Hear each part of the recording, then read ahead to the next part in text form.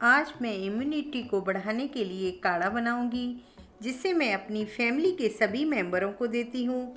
तो क्यों ना मैं इसे आपके साथ शेयर करूँ। सब्सक्राइब करें मेरे चैनल शिवानी बैजल रेसिपीज़ को। मेरी रेसिपी देखने के लिए बेल बटन पर क्लिक करें। तो इसके लिए मैंने ली है सौंठ 15 ग्राम, दालचीनी 10 ग्राम, काली मिर्च 10 ग्राम, तुलसी पाउडर 15 ग्राम। अब मिक्सी का जार लेंगे। तुलसी पाउडर, ये तुलसी के पत्तों को मैंने सुखा लिया था, मैं इसका इस्तेमाल करूँगी। सौंठ, दालचीनी, काली मिर्च, इन सभी को पीस लेंगे। मैंने इसमें तुलसी के पत्तों का यूज़ किया है। आप किसी भी किराने की दुकान से तुलसी पाउडर आसानी से ले सकते हैं।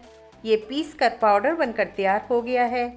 मैंने इसे डिब्बी में भरकर रख लिया है। अब गैस पर एक पैन रखेंगे और इसमें डालेंगे 4 कप पानी।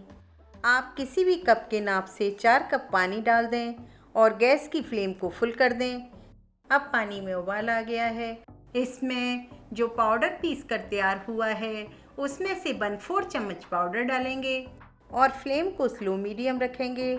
इसे तब तक उबालेंगे जब तक कि इसका पानी आधा ना हो जाए।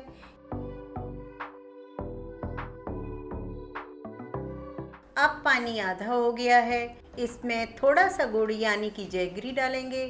चीनी का इस्तेमाल आप इसमें बिल्कुल भी ना करें। बस इसे 1 मिनट तक और पकाएंगे जिससे गुड़ मेल्ट हो जाए। गैस को ऑफ करेंगे। अब इसे छानेंगे और हल्का ठंडा होने के बाद आप इसे पी सकते हैं। इतना काढ़ा 3 लोगों के लिए पर्याप्त है। तो आप इस काढ़े को अवश्य बनाइए और अपने फैमिली मेंबर को पूर्णतः स्वस्थ रखिए। फिर मिलते हैं एक नई रेसिपी के साथ। Thank you.